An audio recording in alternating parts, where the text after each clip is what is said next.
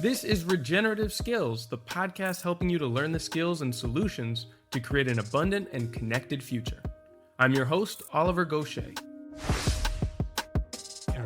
The Climate Farmers community is the place to be if you're working towards regenerating your farmland and business and want to learn from other farmers who are on a similar journey. Now, Europe is a very diverse continent with significant differences in biomes, landscapes, climates, cultures, languages, and context. So rather than looking further abroad for solutions, connect with others who found solutions to the challenges that are unique to us here. We have a central community chat on WhatsApp where you can ask questions, share your own observations, and simply chat with others who don't think you're crazy. We also organize regular skill exchange calls where experienced farmers share their knowledge and answer listener questions. Increasingly, we're even bringing the community offline by organizing gatherings at farms all around Europe. So if you're actively farming anywhere in Europe, you can join for free today through the website at climatefarmers.org under the For Farmers tab and click on Join the Community. And there's also a direct link through the show notes for this episode. I look forward to seeing you there. Hey everybody, and welcome back to this final episode in mine and Nick's three-part series on drought. In the first episode, we talked about how drought was affecting our two homes at the moment. His home is on the island of Tenerife, and my own in the northeastern part of Spain. And then we went over the definition of drought and some common myths and misconceptions, as well as the major factors that can make drought more common and severe. In the second episode, we turned to look at the myriad of options that are available to mitigate and even reverse the effects of drought, focusing first on the sequence of design considerations. We looked into stopping points of drainage and damage, minimizing the need for use, and then capture and retention. From there, we took a specific look at small-scale to medium-scale living space, apartments and condos all the way up to small homes and homesteads of a few acres. Now, in this last episode, we're going to wrap up the layout of different drought mitigation strategies for medium, large, and even regional scales. More than home infrastructure, this session focuses on land management with interventions like earthworks, road and access design, and even restoration of water bodies like rivers and streams. The regional scale is an aspect of drought mitigation that I believe everyone has a responsibility to get involved in, and there is a need for a variety of approaches from political action and institutional reform to coalition building and even direct work on the ground.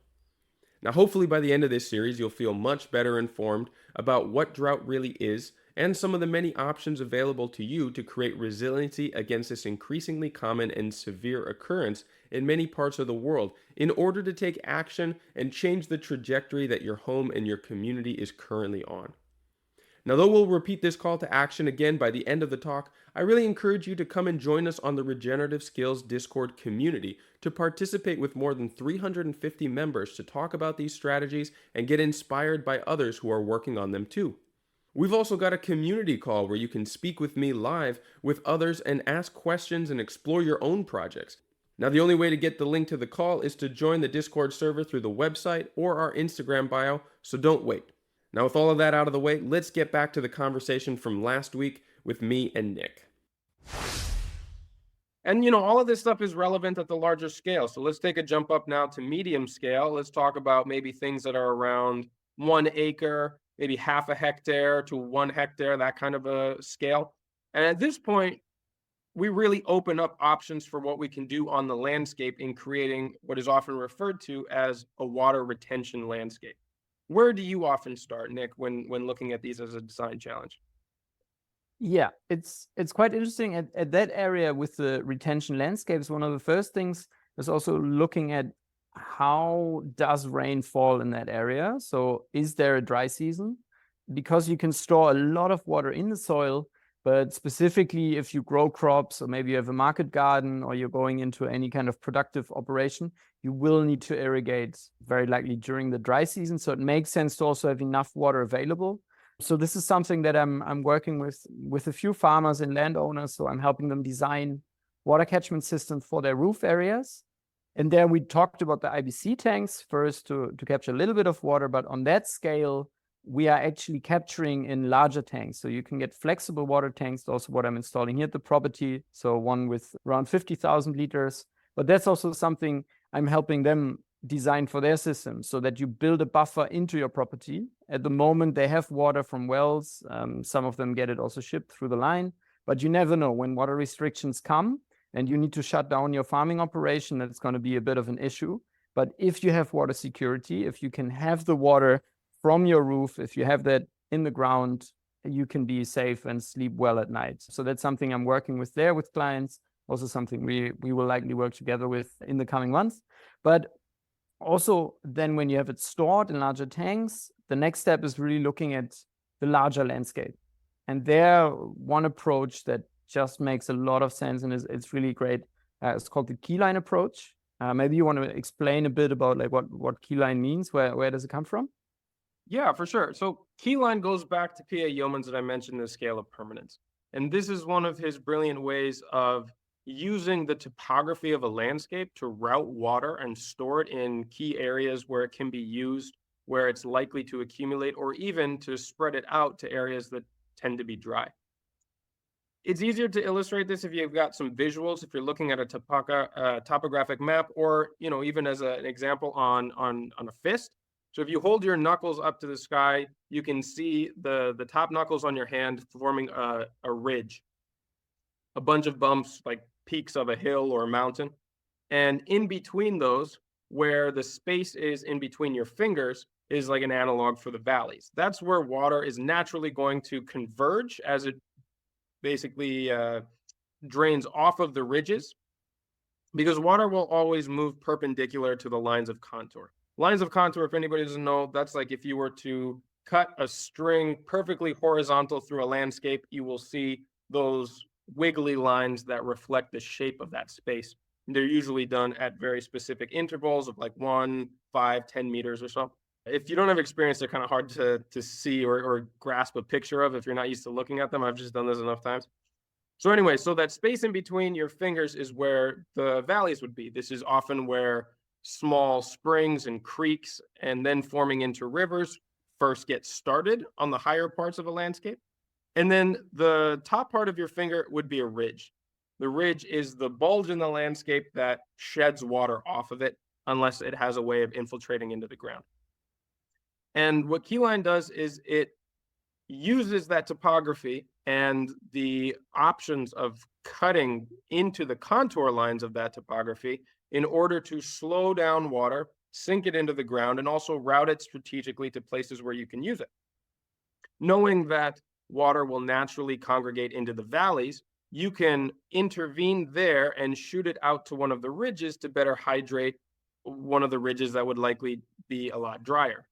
Conversely, you can also bring water even more directly into valleys and create a water body.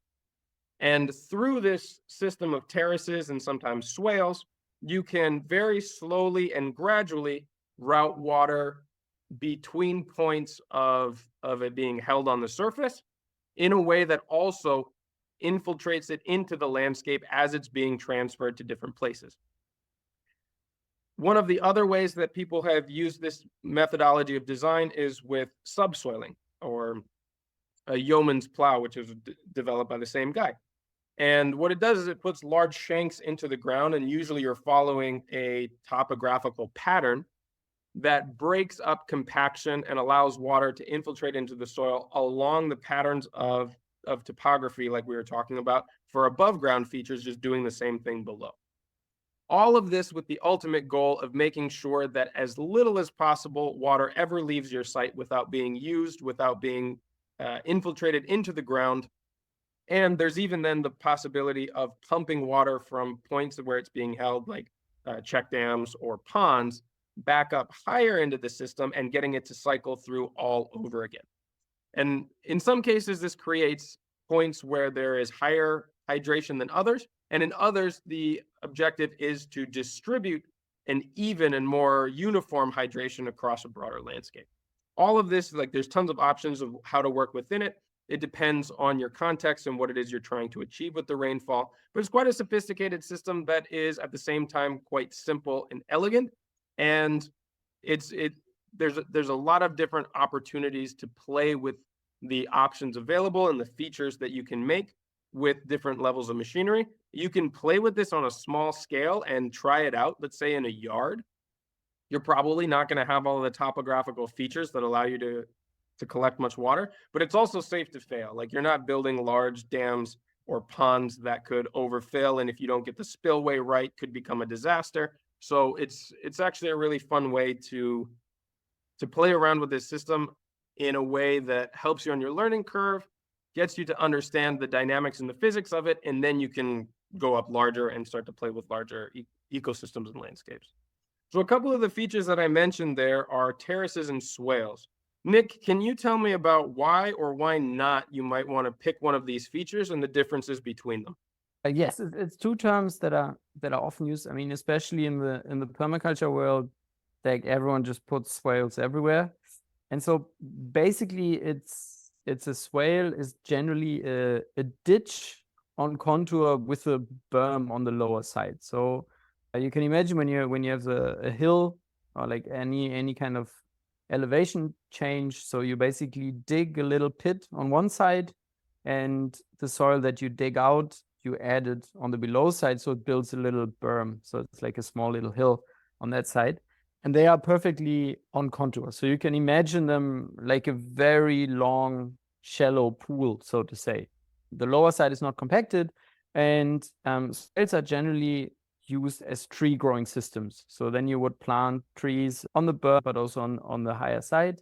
Quite often they are also used as access roads, so that basically you use it on the one side to grow things, but also to access things. But they do come with a few downsides. So especially when you want to plan them for access as well, when it rains, that's also quite often a time where we want to be around on the property, when we want to get around, but then the swale is full of water, which makes it difficult to walk through and basically impossible to drive through, depending on the scale. So that can be of an issue. And when your swales have certain lengths, there will never be 100% perfectly level.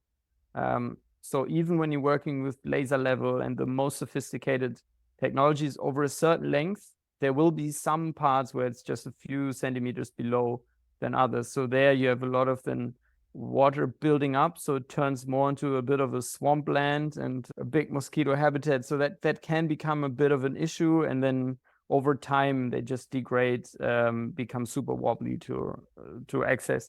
So yeah, swales, I used to be a really big fan of them. Now looking at them, I think they have quite a few downsides as well.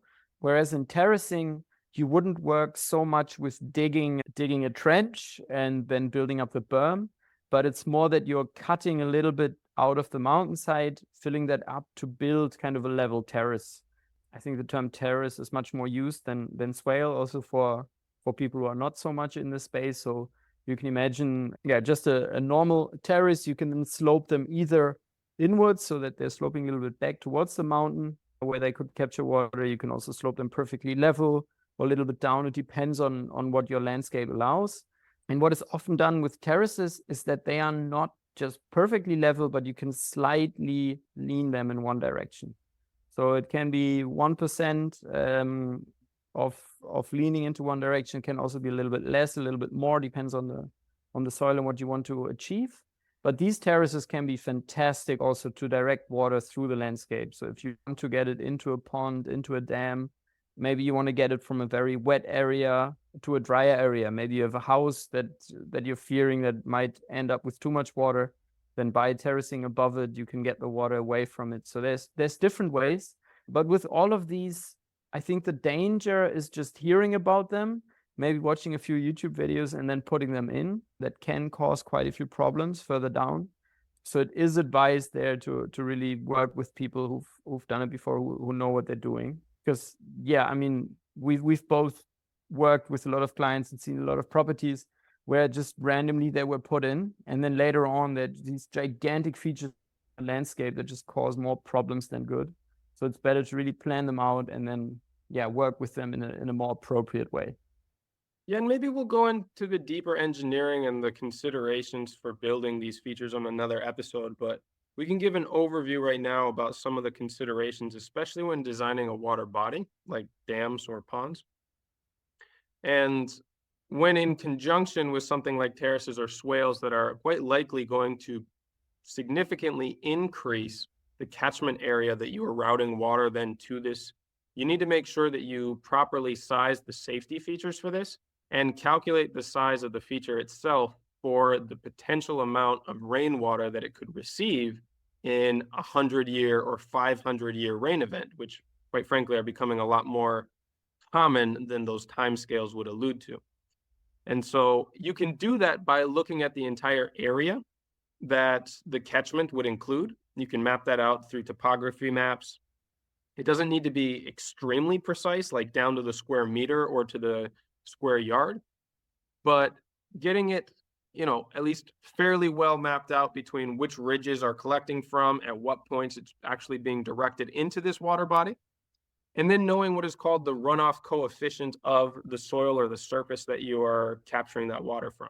So if it's going into, let's say, a parking lot, then you're dealing with like 90 to 100%, or I guess it would be a 0.95 or 1 runoff coefficient, right? That's how that one's measured. And this way you can do the multiplication. And the opposite would be if it was running over very fertile or sandy soil, which oftentimes has a runoff coefficient of somewhere closer to 0.3, 0.4. And basically what that is calculating is how much of that water is infiltrated into the ground instead of running off over the surface, which would then put it into the catchment and put it into the feature that you've created.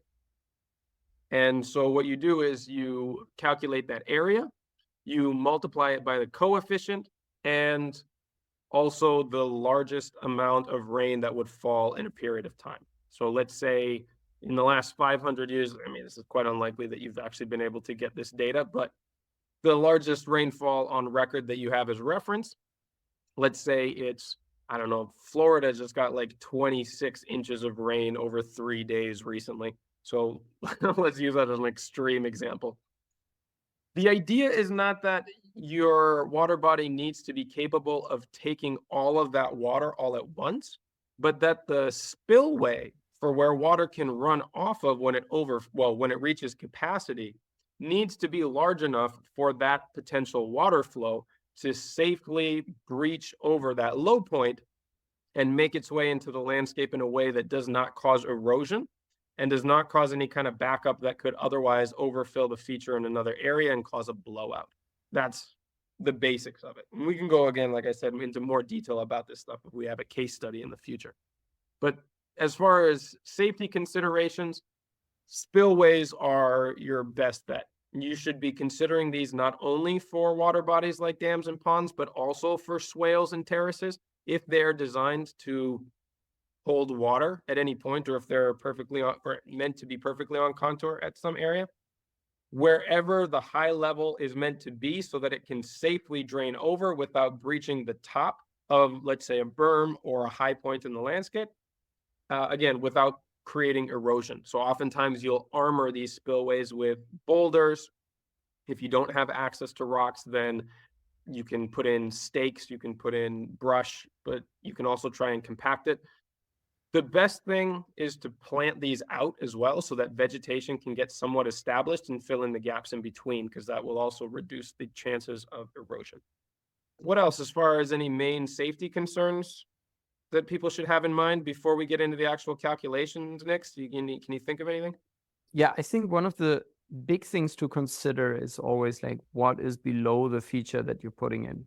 Yeah. So if you have if you're holding any kind of water and below it is your house or any kind of structure, or I don't know, maybe your chicken coop or whatever, you really want to double check your safety and your overflow sizing. Like you should always do proper calculations for spillway sizing as you just did, but be specifically cautious when there's anything of value below, because that can really cause a lot of problems. And it's also something, seen a lot, people just rent a little digger, rent an excavator, have no idea what they're doing, just put in a little dam, suddenly it holds huge amounts of water.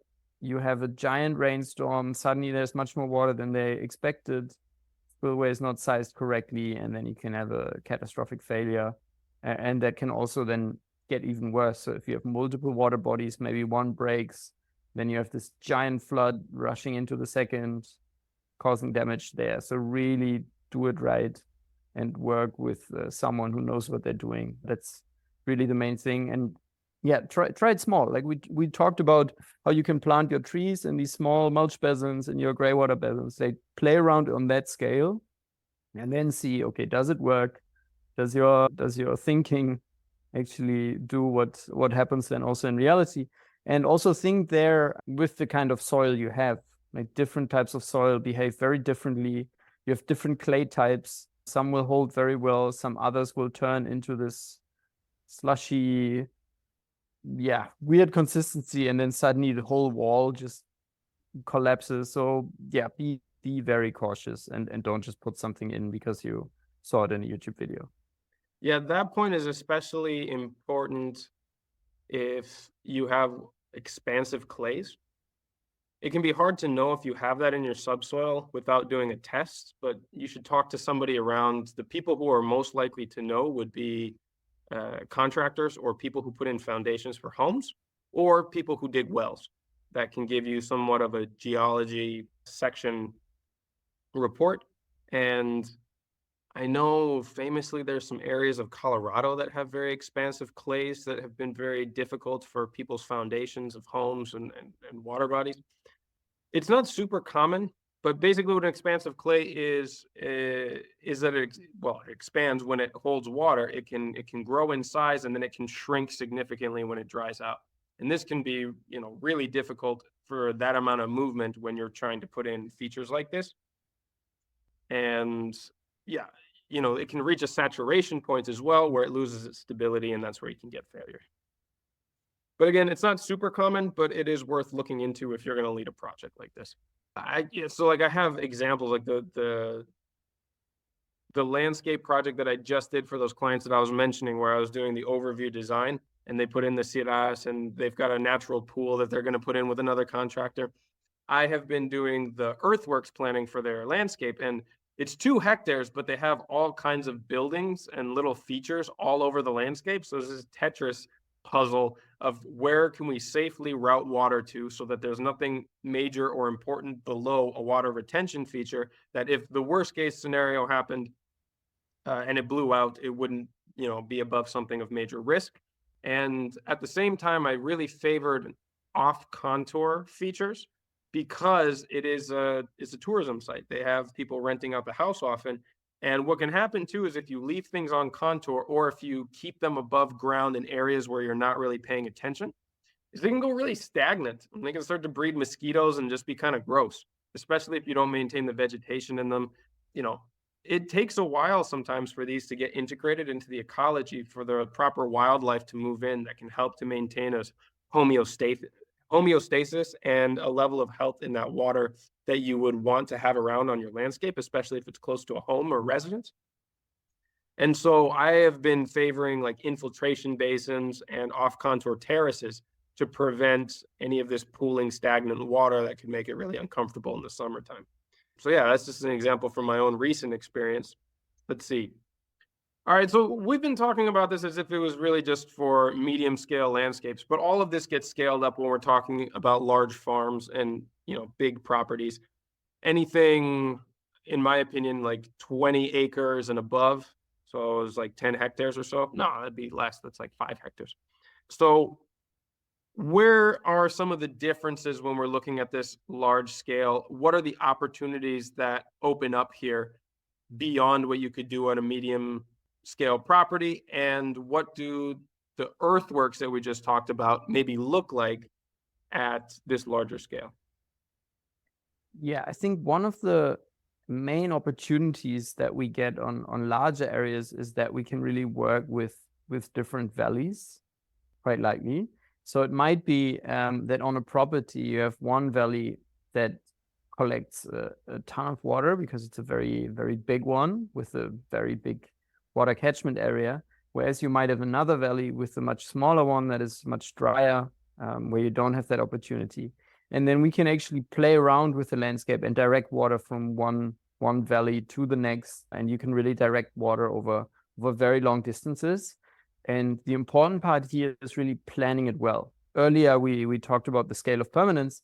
And so there is where you can really see how water and access play together. So when you have a landscape like that, like you really want to plan it from a bigger view, because your roads are one of the best features to harvest water and to get water from A to B. Because what will happen on the long run, very likely, if you're doing a good job with vegetation that's growing and you're regenerating the landscape, quite likely the whole property will be such a sponge that all water will get infiltrated, even in heavy rain events. And when that happens, your roads are the only catchment areas that remain. And so quite often, what happens in projects is that the sizing for dams and also the sizing to keep dams full is done by looking at the whole area, specifically when it's degraded, when it's capped, so when it's really hard surfaces.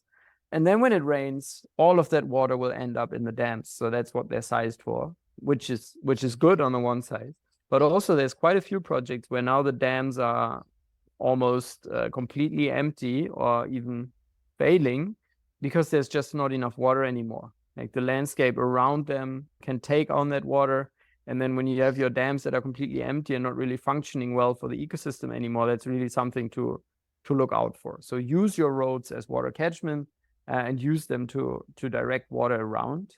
What I really like, it works on large scale, but also on smaller ones, where you can kind of zigzag water through the landscape. So always go from the point of, okay, what's the highest point of the property and how can we keep water on the property as long as possible before it leaves? So you can have these kind of zigzagging roads that work as water catchment, so kind of like a terrace road mix. And then you can have a few infiltration basins in there. You can put larger dams and you can connect all of these. So when one overflows, it then overflows onto a road, goes somewhere else, and you can really zigzag all through the landscape. And that's something, that's really beautiful, where you can really affect a whole watershed. And that's something I'm really passionate about in the design process. So it's one of the farms where we were together, that we're working with 700 hectares in Portugal. And you can just see, some parts have these gigantic erosion gullies because there's so much water coming. Other areas are completely dry. So that's going to be really interesting over the coming years, working with that and then getting water from one dam side to another, making sure you have enough sediment traps in there. Like on these large scales, you really get a amazing water playground and amazing potential for regeneration. Yeah. And like so many other aspects of working with ecology, it's the relationship and the interconnectedness of multiple systems that you start to see things really flourish, right? You can have all of these features on a landscape in isolation, and they will not perform the same way as when they are multiple redundancy integrated, right? So that any point of failure still has backups, so that you don't have complete breakdowns of a system unless something absolutely catastrophic happens, right? And this is exactly how resilient natural systems develop themselves as well. There are many, I guess, elements or points that create niches, but that also serve similar functions as others, right? So water comes in and is held in multiple places. There are many different species that interact with those and help to cycle nutrients, to increase their health, to bring those nutrients and that water availability to other parts. And all of these interactions kind of govern the behavior, but also the capacity for life within an area of land that you're working with. And so I guess that takes us to regional development. So it's very unlikely that anybody listening to this has access to more than a large farm. If you do, please call me. I would love to work with you. And it would be really fun to see what we could do on like a whole regional size landscape. But what's more likely is that regions, we're looking at, municipalities, we're starting to work with government bodies and possibly even international organizations. So there is an increasing call to rehydrate entire regions. I was actually last year in November in a course dedicated to this idea with Zach Weiss in Tuscany in Italy, looking at the major challenges that that region has faced, what the capacity it has based on information from the past, as well as the resources that are currently available, could be leveraged in order to take it into a brighter future of a better relationship with the water cycle within its borders, and the different stakeholders and members that would need to be brought in to have conversations and look at this as a longer term solution in which many people are invested, as well as the industries and the livelihoods that are supported by them. It's a complex process, and it's something that takes like it's never going to be accomplished by one person, right? It's always going to be a collaborative effort, and I think it really requires people to remove their egos or their need to be the heroes who save the watershed of an area, right? And be willing to make compromises and to make gradual and reliable changes that eventually gets you towards a co-created vision of what is possible for a space. And at this point, we're talking about more than just putting in water bodies. We're talking about changing the relationship that a population and quite likely a culture has with the entire ecology of the area that they inhabit. How do you think about this, Nick? Have you come across opportunities to work at this scale or to participate in conversations that look at landscapes this way? Yeah, I think the main thing here to look at is one important word. You mentioned it earlier. It's decentralization. And also that changes the whole discussion, because if we would look at a regional landscape and we just want to put in, for example, one gigantic dam for the whole area, well, on the one side, that would be horrible for the ecology and many other factors. It would also make coordination and all of this way more difficult. Why I'm such a big fan of these decentralized systems, because every watershed, or water catchment area, you can divide it, any region, into different plots, into small various plots. And if all of them have their own decentralized water catchment, and then you might connect maybe one to the next. But if you do this in all these spaces, then that has an effect on the larger ecology, on the larger area. And I think that is also where the big opportunity, so that we don't just look at it as one giant area where we do a gigantic intervention, but it's more that we divide it into small areas that all have these decentralized parts. And then when it rains, flood risk is reduced tremendously. We have all these different infiltration basins, so that also then completely reduces the risk of droughts and what that might lead to. So I think this is one important part where I think Neil Speckman was in the project he's working with, where he says his designs are always working in fractals, so that basically they look the same on any scale. So they can work on a small scale. If you zoom out, the general pattern stays the same. And then you can build them as big as you want, because the general pattern stays the same. And I think that's the beauty of these landscapes when you look at it, when you work on that scale.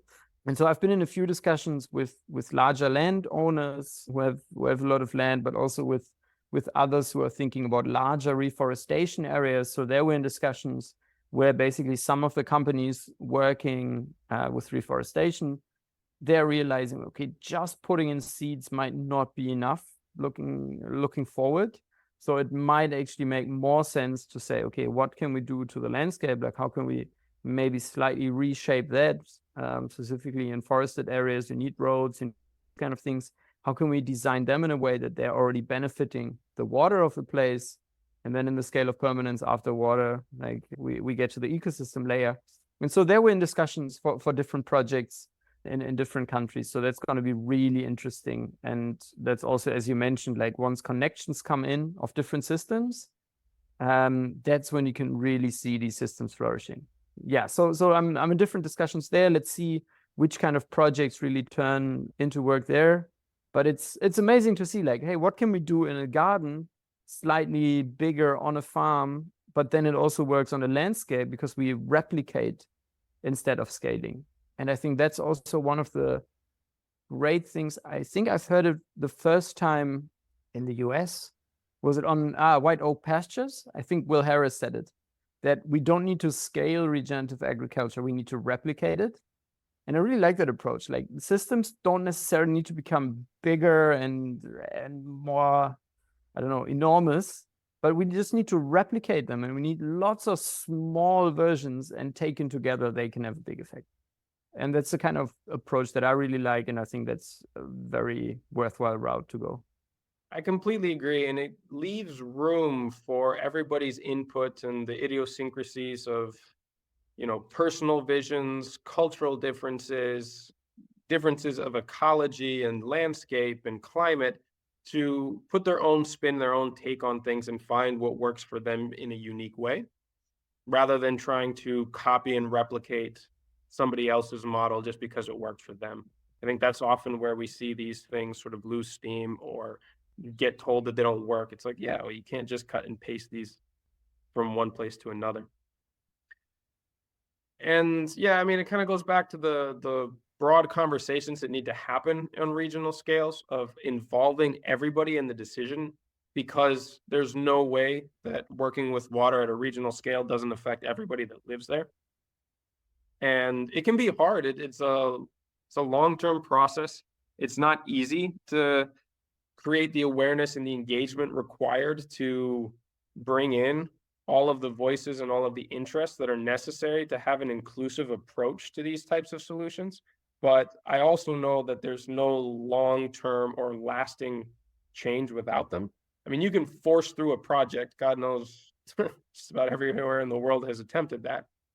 But that's often where we see these big problems happening. There's displaced people, there's issues over land rights, there's all kinds of considerations and priorities that are not respected in the process. And, let's try to do better, since we know and have real examples of where this has worked. And we can point to Rahendra Singh's work in Rajasthan and India. I'm trying to think of a couple others. Wangari Maathai in Kenya. A lot of these are featured on the Water Stories platform in the community there. They've done a great job of making mini films that give inspiring examples of case studies that have been extremely successful all over different parts of the world. And well, so let's talk about water bodies as well. It's like the one glaring part of a hydrological system that we've jumped over up until now, but it's something that I'm increasingly interested in. Do you want to take the lead on talking about lakes and streams and rivers, or? Yeah, I think quite often we see rivers in a way that is far from their original state, or from what they could look like. So quite often we try to make them nice and straight, maybe even add concrete on the sides to make sure that none of that water can infiltrate, and that we take it as far as we can from the natural ecology. And that's something where we need to really look back. If rivers generally have their floodplains next to them, and they're there for a reason, and they make sense to keep as floodplains, but we just decide, like, yeah, no, let's just completely put concrete into all of these. Let's make straight rivers out of concrete, put houses right next to them. And then when we get heavy rain events, everyone wonders why we have flooding and why there's problems. And so I think there we really need to look back and look at what does the landscape naturally do?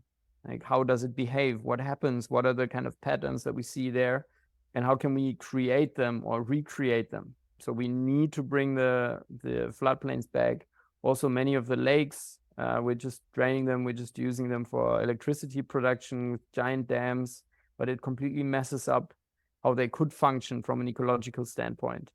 And yeah, I think it's one area where we just keep trying to fight nature and natural patterns, where if we would just try to pay a bit more attention into how would natural flows look, and how would this develop in a intact ecosystem, we would have so much more success, and we wouldn't have these gigantic damages that always happen as soon as we have a little bit more rain. But yeah, I mean, your house is right next to a big river. So how are you tackling that? I'm looking at it right now. It's across me from the balcony. I really like to look at, especially rivers, as living things, right?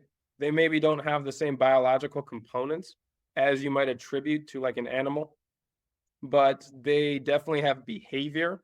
They go through evolutions and stages. I mean, they shape the environment around them almost more than any other natural feature because of the erosive potential of water and how much that it can fluctuate given rainfall patterns, different times of the year, snow melt from higher up in the landscape. And this river where I am, it's called a riera here in Catalonia. It's much more like a creek, but it's pretty big. Like you could definitely call it a river. It's a tributary to the biggest river of the area, of which the cuenca, the what do you call it? The water catchment area is named after, which is the Ter. And that one flows by Girona and out into the Mediterranean and is born in the Pyrenees. However, the source of the Riera Major, which is the one that's right in front of my house right now, starts at the peak of the Montseny Natural Park, which is closer south towards Barcelona. And so this river runs almost entirely north and deposits just below that reservoir, which I was talking about yesterday, the one with the church in it, which is called the Pantano de Sau. And it's one of the cleanest water bodies in this area of Catalonia, partly because it doesn't flow through any industrialized or major farming areas. It's adjacent to them, but it doesn't go through them. So starting at that peak in the Montseny, which is part of the coastal range here in Catalonia, it flows north down through the forest, goes through a town called Drought, and then to where we are in Sant Sadurní d'Osormort, and goes through a couple of towns then before it connects with the Ter.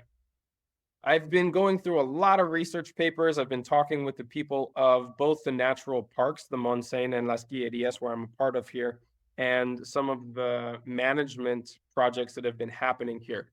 So the most recent reference that I have to was the year before we found the house, which is 2020. There was a major flooding event from a storm called Gloria that came through. And I have footage from the neighbors who came out and took video of when it was in full rage. Like, so we're in this mountain valley where everything around us is pretty much all granite.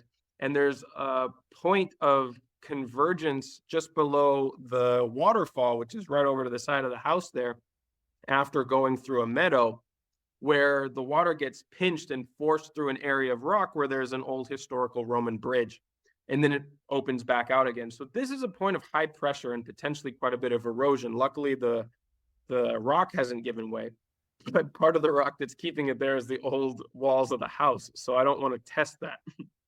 And the flood damaged quite a bit of the riparian zone, which was actually damaged even before there because there was a farm that was basically, it got rid of all of its trees all the way down to the riparian point. And I'm using this as an illustration for like a broader point of how to keep rivers connected to their floodplains and the importance of riparian zones, which are the ecological corridors on either side of a water body, usually occupied by a community of shrubs and trees that help to hold the banks in place during flooding events, prevent erosion, while also shading the water, which is particularly important to this area because with the lowering level of the water due to the droughts and more exposed water to the sun because of the damage to the riparian area, the temperature of the water has raised to the point where it actually, in previous times last summer, was too warm for the trout to stay alive. Trout are delicate and they need cold water because cold water is able to hold more oxygen. And as it raises past a certain point, which I believe here is 19 degrees Celsius, there is not enough oxygen in the water for the trout to survive. And so we get massive fish die-offs as it heats up. And again, part of that is due to the degraded areas of the riparian zone here. So yeah, with issues of erosion, all of the sediment that's gone down through here, they've removed some previous dams that had been here for a long time with the very good intention of reconnecting fish to their spawning grounds. However, the dam that had been here for probably over 2,000 years, which used to route water towards the mill, which this house is an old retired mill, which used to mill paper. When that dam was taken away, I mean, it had been there for, like I said, probably about 2,000 years. So it's not like it was a recent installation. At that point, it was a fixed feature of the landscape. And trees had grown up with that level of water being constant because it was maintained by the dam. And so when that was removed and all of the sediment moved down with it, it lowered significantly the general level of water in the river, which inevitably also lowers the water table. And a lot of the alders, the black alders that live along the corridor here, who are used to having their roots wet, died off. So we have massive tree die off along the riparian corridor and the path going further north, or actually south of the river right now. So all of these things kind of contribute, right? It's a complex ecosystem. It can be very delicate. Small interventions can really throw off its equilibrium. And it's important to consider the health of all of these interconnected kind of sub-ecosystems for the health of the body of water that inevitably the larger ecology is going to be dependent on. There are some really interesting design considerations and interventions that can be done in rivers. One particularly that I've been researching and may actually be collaborating with the Park Service here to implement in this area is called induced meandering. And this is a term that was coined by Bill Zeedijk and Van Clothier, who wrote the book Let the Water Do the Work, about the careers that they had of reconnecting incised channels, basically waterways that had been eroded out at their base and disconnected from their floodplains in the American Southwest and northern Mexico, to stop losing their sediment, to slow them down, and through the meandering, basically the weaving and the curvature of healthy water bodies, they start to deposit their sediment, release some of their kinetic energy, and reestablish a healthy relationship with the landscape around them, helping to rehydrate the entire area. So this is something that I may look into doing here. I can see a lot of potential because of all of the sediment that was dropped recently and the change of the level of the river. And I mean, there's a number of other things that you can do, like beaver dam analogs where you see erosion. To me, this is a little bit more useful to start in ephemeral streams, which are streams that run seasonally and that go dry for a period of time. This way you're working with less quantities of water and often less kinetic energy, which can otherwise be dangerous if you don't have experience here. But what we're trying to emulate is the collection of usually woody debris or trunks and other biological matter that beavers naturally put to create little ecosystems where they live inside of these dams, they reproduce there, and they also create conditions for more fish and aquatic wildlife that can completely transform water bodies and their health.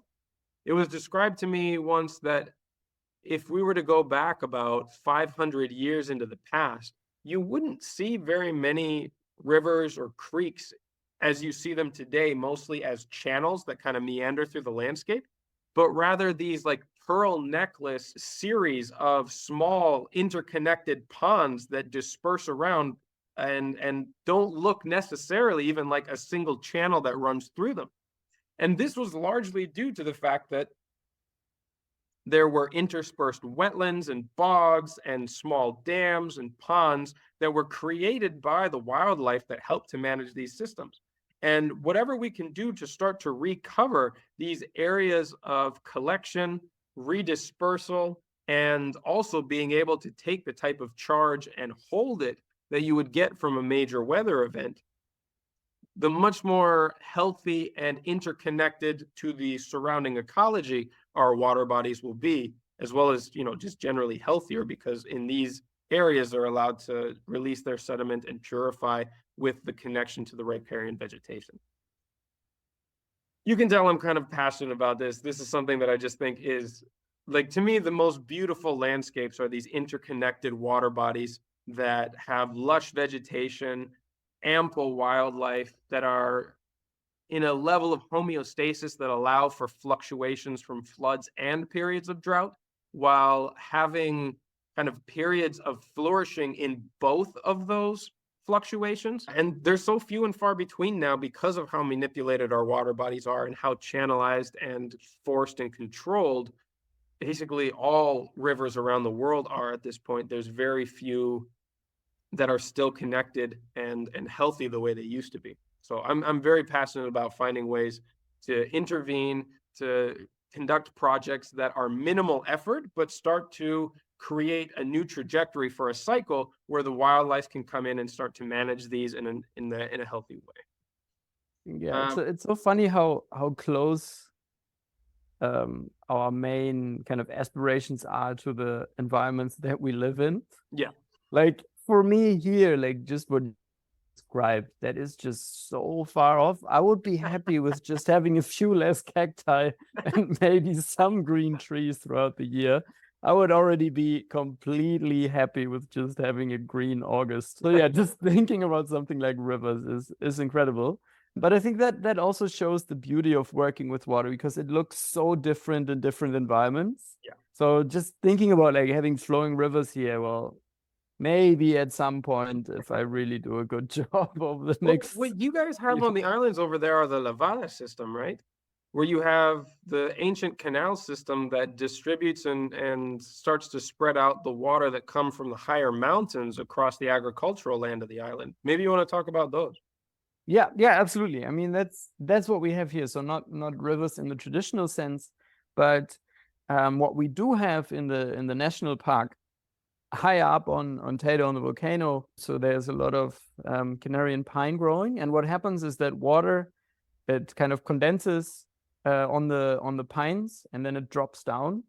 So even when it doesn't rain, at least in the morning, you have all the dew building up on them, and then it drops into the soil. So there are some aquifers higher up that are still somewhat full.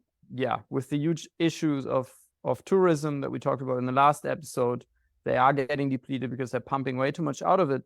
But how was it done originally, already hundreds of years ago? It's also really brilliant, where they dug more or less level kind of tunnels into the mountains. So they kept digging, and how it worked, that basically a community, so one valley, one village would say, okay, let's do this. So some people could put in money for people to dig. And so basically they bought what are called acciones de agua, so kind of shares in that endeavor. So they would put money together for then people to dig in with the hope of finding water.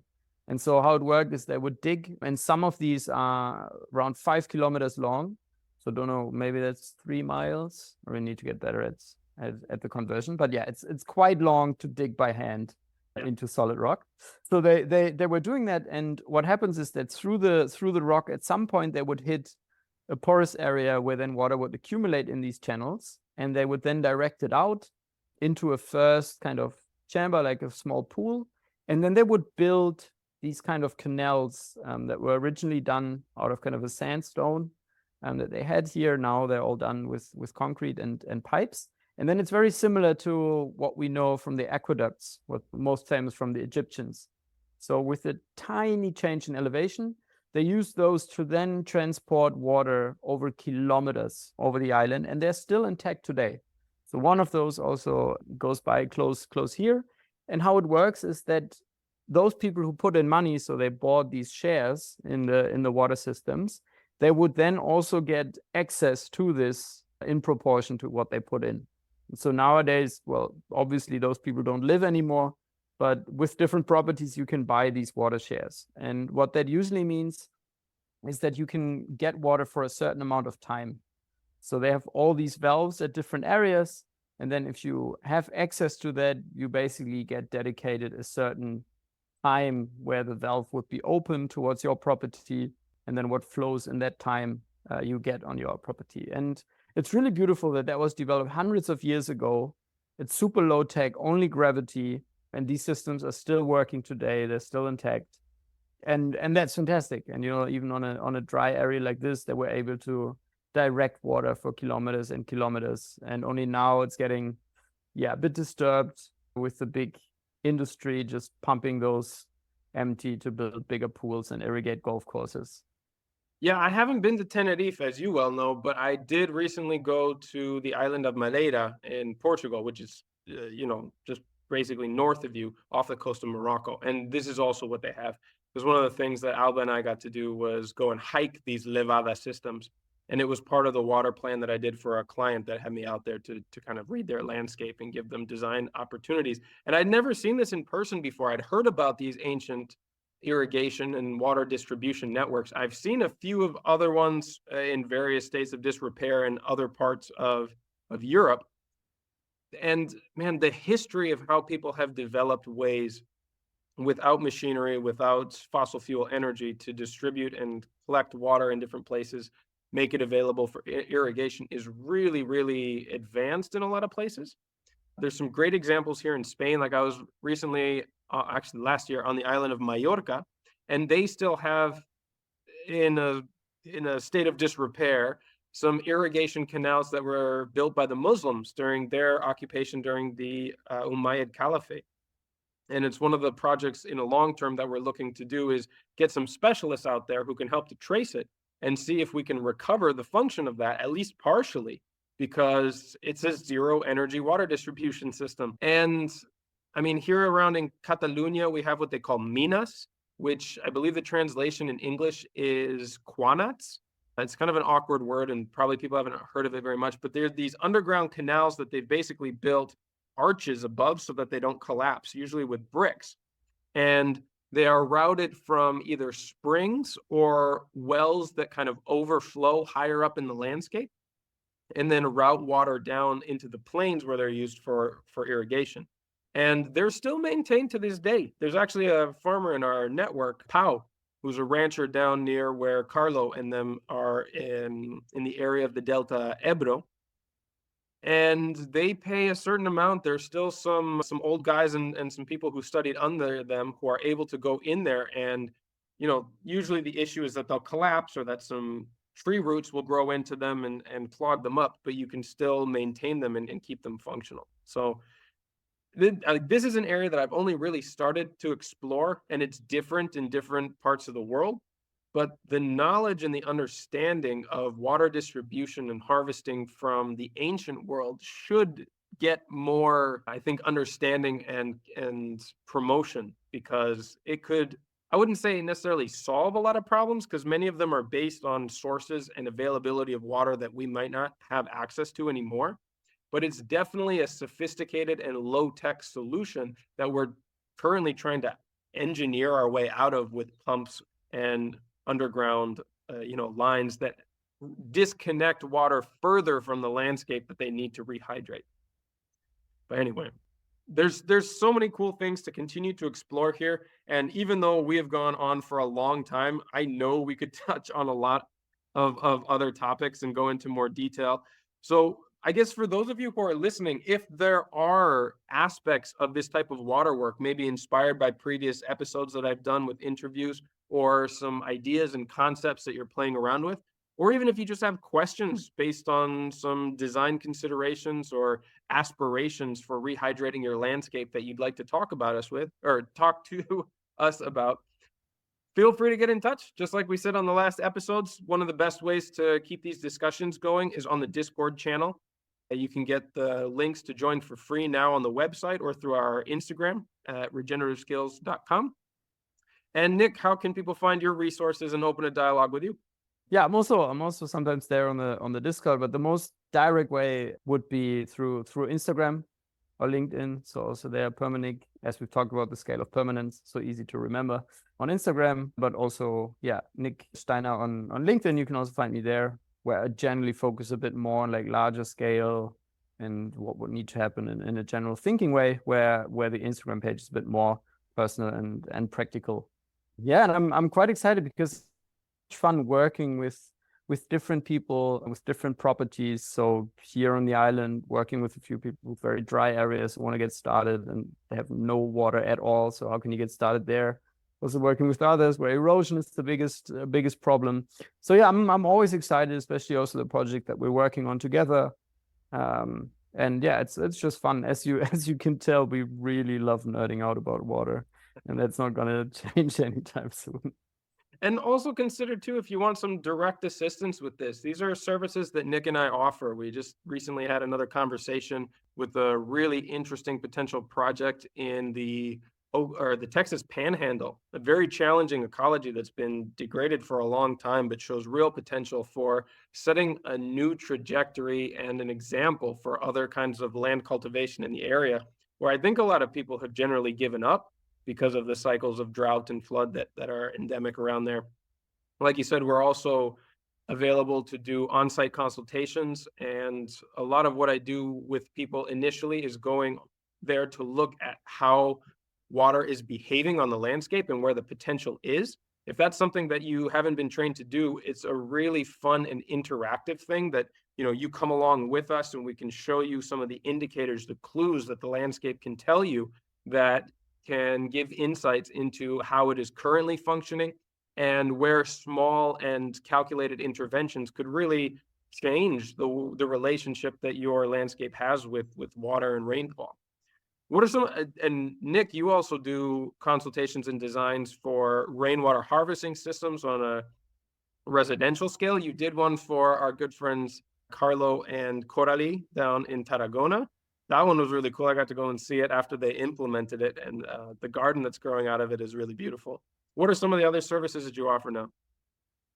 Yeah, I think it starts, as you just said, with like small stuff. So if you have a garden, you want some help with how to get started, be it gray water systems, but also larger rainwater catchment systems. So they're working with a few farmers on, okay, how do you set this up? How do you design it to become secure over the dry season? So how can you store as much water as possible? Then bigger landscapes. So how can you, as we talked about at the beginning, how can you prevent erosion?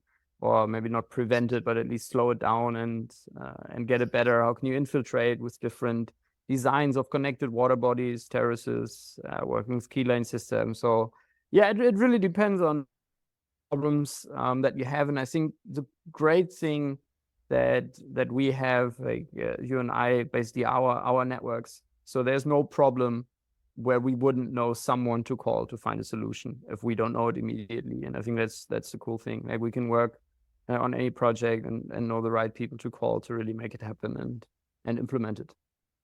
Yeah, the other thing that I really love to do on these types of jobs is help people find the scale and the budget of projects that are right for them. I have known people who, they really just specialize in earthworks. And so if you've got an earthwork problem, you call them, they'll come out with a budget and bring in the machinery. But I really like having a broad view of the options that are available. And oftentimes I really try and favor the low-tech DIY solutions that people can, maybe you're not going to see drastic changes over one season because you're only able to do so much. But this is much more accessible to people. You don't necessarily have to have a lot of calculations, a bunch of experience, a lot of technical skills or know-how, but you can chip away at these things that compound over time. And little by little, for very little money, you can put yourself kind of through a learning journey at the same time as your landscape is starting to transform.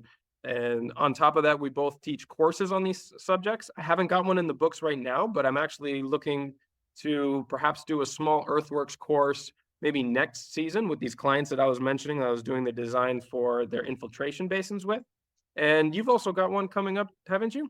Yeah, first week of July, we have a practical week. So we're teaching a PDC, so permaculture design course, together with Eduardo in Portugal. And so it's basically a mix of having theory, which is starting now in May already. So it's theory first and then a practical week once we get on the land. And there the focus will really be on water. So we will design different gray water systems. They put in a swale system a while back and are thinking of connecting it to a pond. So that might be something that we get onto really implementing already, but at least designing and all that. So yeah, it will be very practical, focused on what will happen. And yeah, all the links to sign up for that are also on my Instagram or website. Super. Well, since this is the third episode where we're bringing all of this stuff into increasing, the options, the potential, how to make these decisions, instead of putting the links to our contact, which will be on any of the other previous episode show notes, I'm going to instead put a list that Nick and I are going to compile of websites and books and articles and further learning resources that have really helped us in building our own knowledge and experience that you can dive into and that we recommend. Some of them are even people that I've previously interviewed on this show. So I'll also put some links to those interviews if you'd like to go in deeper. So look, let's put a pause on that for now. We've covered a lot of ground, and we will definitely be revisiting this topic in the future. But until then, feel free to reach out to us. We look forward to communicating with you on the channels that we mentioned. It's been a big pleasure. And already looking forward to the next one, whenever that will be, maybe tomorrow. All right, take it easy, buddy. I'll talk to you soon. Bye-bye. There you go. That wraps up our marathon 3-part episode on drought. I hope that this information was useful to you, and whether or not your area is experiencing drought at the moment, just remember that it's never too early to start building mitigation strategies and resilience in the face of drought. Because in the world we live in, this is an inevitability, not a what-if scenario. So to help you out, there's a list of about 20 books, websites, and podcasts in the show notes for this episode on the website, which represents some of the most influential resources that Nick and I have used in our own learning journeys in this space, and that we know will be helpful for you too. Now, before we wrap this up, just remember that these episodes are only the beginning of the learning resources, design and coaching services, in-person courses, and interactive community that are available through Regenerative Skills.